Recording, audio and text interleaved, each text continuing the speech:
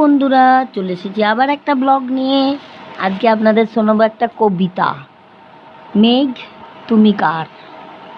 যদিও এই কবিতাটি দ্বৈত কণ্ঠে, তবুও আমি একাই এই কবিতাটি করব। মেঘ তুমি কার, যে একলা থাকে 12 মাস, আমি একান্তই তার। সূর্য তুমি কেন ঝোড়ো, যেখানে যত দুঃখ আছে আমি তাদের জ্বালাবো। নদী তুমি কোথায় যাও, যে পথ হারায় তাকে বলি বাড়ি ফিরে যাও। ফাগুন তুমি কেন আসো, যদি তুমি কাঁদো, যদি তুমি ভালোবাসো।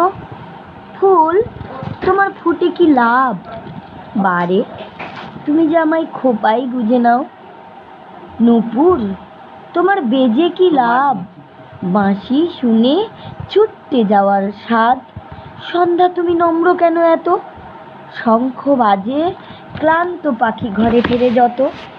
ঝরা পাতা তোমার ঝরেই যেন সুখ, ক্ষতি কি দেখো এসেছে মুকুল, ভরেছে মায়ের বুক। বলো বলো বাতাস এবার তোমার কথা বলো, আমার কাছে সবই আছে, সুখ দুঃখ হাসি কান্না, কোনটা নেবে বলো। চাঁদ কেন জোয়ার ভাটা দাও, জীবন মানে ভাঙা গড়া কেন ভুলে যাও। স্মৃতি কেন তুমি সব ভুলতে পারো না, তোমায় যেন বাঁচতে হবে আমায় নিয়ে, আমায় দিয়ে হোক সে যন্ত্রণা।